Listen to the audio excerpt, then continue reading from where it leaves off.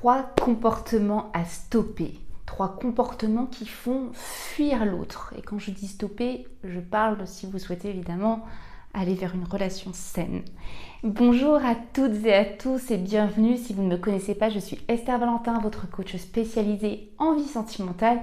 Et aujourd'hui, comme je voulais expliquer en introduction, nous allons parler, je vais voir avec vous 3 comportements qui sont vraiment à stopper, qui font clairement fuir l'autre. Si vous êtes dans une démarche de construire une relation et une relation saine, parce que vous connaissez mon approche, quand je dis saine, c'est une relation qui va perdurer, où les deux vont se sentir bien, c'est une relation grandissante, c'est une relation qui va être autant riche qu'elle ne va vous épanouir, vous deux, les deux individus. Voilà tout le but. Alors ces 3 comportements que je vais vous décrire sont absolument à proscrire parce qu'ils ne sont pas du tout en adéquation avec ce que vous voulez créer. Si vous avez ces 3 comportements, il va falloir vraiment prendre un pas de recul, vous remettre en question et travailler pour aller vers autre chose, vers une meilleure approche, parce que si vous avez envie de cette relation durable et saine, si vous avez mis en place ces comportements dans votre fonctionnement relationnel, vous êtes clairement en train de marcher dans la direction inverse de ce que vous souhaitez obtenir. Et vous le savez, ça ne marche pas. Donc, je voulais voir avec vous ces 3 comportements et je vais rentrer tout de suite dedans avec le premier. Si vous envoyez un message ou que vous faites à l'oral une grande déclaration, waouh, sublimissime, comme dans les films, comme dans les livres, mais qui n'est pas en adéquation avec le contexte. Je m'explique. Déjà pourquoi elle me dit que c'est un comportement qui a fuir, c'est beau de déclarer sa flamme, c'est beau de dire tout ça. Oui, ok. Mais ça va dépendre de l'intention que vous y mettez. Si vous faites ce message, cette grande déclaration, et que je vous dis elle n'est pas en adéquation avec le contexte, ça veut dire qu'elle n'est pas en adéquation avec la relation actuelle. Donc si vous êtes en train de faire ça, vous le faites pour des mauvaises raisons. Et les mauvaises raisons, c'est quoi? Vous avez envie de concrétiser votre imaginaire. Vous avez envie de concrétiser votre projection future. Vous voulez, à travers cette déclaration, renforcer l'image d'un futur que vous avez et dont vous rêvez avec cette personne, mais pas ce qui est en train d'exister maintenant.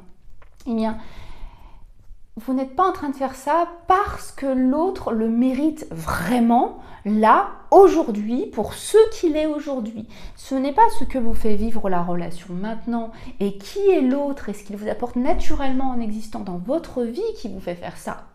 Si vous le faites comme motif de vous rassurer parce que vous avez envie que ça devienne comme ça, vous êtes plus cohérent avec ce qui est en train de se passer.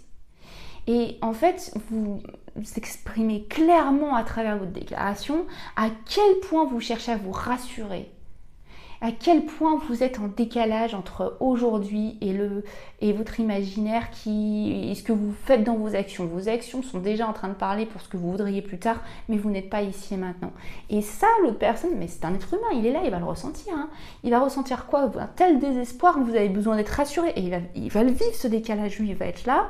Lui, il ou elle, j'entends l'autre, va être là, va voir que la relation à ce stade, va entendre cette grande déclaration, il va se dire, mais c'est beau, mais ça fait très...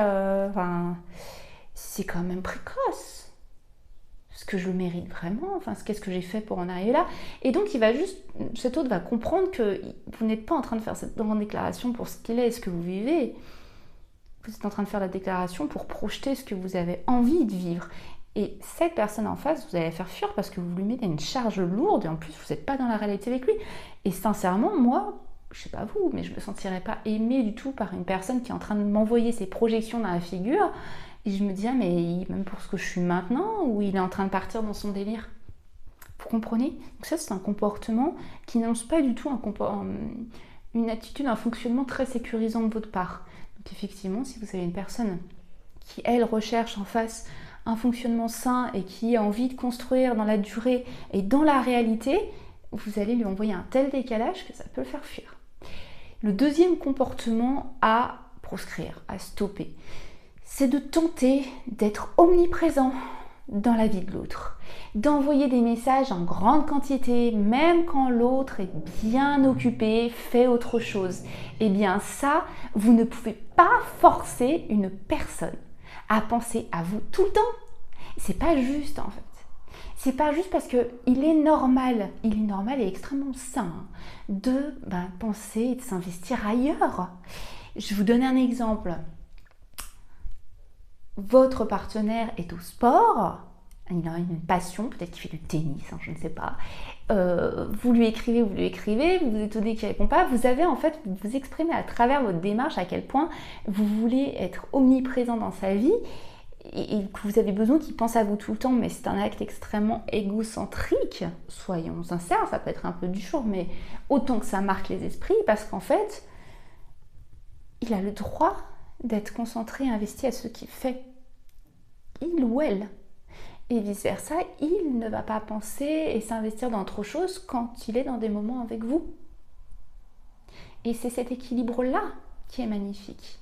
Et c'est parce que vous le prenez pour ce qu'il est et tout ce à quoi il pense et dans ce quoi il investit que vous l'appréciez et que vous voulez évoluer avec cette personne, non ? Donc encore une fois, ce comportement d'être omniprésent, de vouloir qu'on pense à vous absolument tout le temps, c'est vous qui voulez vous rassurer, ni plus ni moins. C'est votre insécurité, encore une fois, que vous transmettez, par peur de ne pas suffire dans les moments que vous passez avec cette personne, dans les moments d'échange, j'entends, dans les moments d'interaction. Vous avez l'impression de ne pas suffire, donc vous avez cette forme inconsciente d'action, de pensée, d'approche qui vous dit d'être là tout le temps. Parce que sinon, on va vous oublier. Ça vient pas de l'autre, ça vient de vous. Et ça va faire fuir l'autre parce que n'importe quel être humain qui va se faire envahir et étouffer va avoir comme réflexe, qu'est-ce qui se passe ? Dans l'extrême, quand vous étouffez quelqu'un, il va avoir besoin de repousser pour reprendre son espace vital. Soyez la personne qui est là dans les moments et les échanges. Je ne dis pas de rien faire. Je vous parle d'extrême. Et laissez l'autre aussi apprécier ces espaces avec vous. Et le troisième comportement que je voulais absolument voir avec vous dans cette vidéo, ça va être un comportement à stopper, j'entends bien. C'est de mettre de l'instabilité dans votre relation. Qu'est-ce que j'entends par mettre de l'instabilité ? Les prises de distance dès que l'autre ne fait pas exactement ce que vous vouliez, ce qui vous convient, puis revenir à fond, etc., etc. Voilà, toutes ces fluctuations extrêmement instables alors qu'elles ne méritaient pas d'être, ça, c'est mettre de l'instabilité dans sa relation. Et vous savez que notre approche ici, c'est d'avoir une relation qui est sécurisante, apaisante et durable. Rien ne fonctionne dans l'instabilité et l'insécurité. Rien, c'est épuisant pour l'être humain, l'instabilité, l'insécurité. Donc si vous voulez une relation stable à long terme, vous êtes en train de mettre de l'instabilité. Ça ne le fait pas, ça ne marche pas. Encore une fois, c'est pas cohérent entre vos actes d'aujourd'hui et ce que vous voulez pour demain. Donc ces prises de distance là, ces mauvaises techniques, on va dire, de séduction où vous voulez faire réagir l'autre. Et oui, on peut en entendre beaucoup. C'est pour ça que moi, j'ai quand même pris le temps dans d'autres vidéos, je vous invite vraiment à aller voir ce qu'est la conception de la prise de distance. La prise de distance, c'est pas une technique tournée vers l'autre. C'est vraiment un besoin essentiel qui doit être respecté vous-même. D'accord ? Vous et vos priorités. Et les techniques que vous pouvez entendre et interpréter, parce que le problème de ces vidéos, c'est que ça peut s'interpréter comme on l'entend. Vous pouvez entendre un conseil et vous l'approprier, le repersonnaliser à votre approche à vous. On a nos interprétations, on a nos filtres. C'est pour ça que je prends autant de temps pour vous expliquer, pour essayer d'être le plus clair et d'essayer de ruiner les interprétations qui détourneraient les conseils. Mais je ne pourrais pas tout faire. Donc quand vous interprétez tous ces conseils de prise de distance et que vous faites ces mauvaises techniques là, de séduction par-ci par-là, vous mettez juste de l'instabilité. Et comme je vous l'ai dit, vous êtes juste incohérent par rapport à ce que vous voulez construire plus tard. Vous ne pouvez pas mettre cette instabilité et espérer que la relation devienne stable. Ça ne marche pas. On ne construit que ce qu'on génère. On ne construit que ce qu'on construit aujourd'hui. On construit demain ce qu'on construit aujourd'hui, pardon. Donc pourquoi on a cette tendance à faire ça ? C'est encore une fois un besoin de se rassurer. On ne croit pas en soi-même, vous ne croyez pas en vous-même, ou vous n'êtes pas rassuré par la relation et vous allez tenter des prises de contrôle, ce n'est ni plus ni moins que ça, qui finalement, ces prises de contrôle, c'est quoi ? Qu'est-ce qu'elles vont faire plutôt ? Elles vont vous mettre encore plus en demande parce que vous êtes encore en train de tourner des actes envers l'autre et vous n'allez pas y voir les résultats que vous escomptez. Donc, qu'est-ce qui va se passer? Vous allez encore plus vous frustrer, vous allez encore plus agir vers l'autre. Et c'est vous, dans cette instabilité, que vous pourrissez, si je peux me permettre, en plus de pourrir la relation que pourtant vous voulez construire. La conclusion de tout ça, ce que je veux que vous entendiez, c'est que ce qui doit se faire se fera.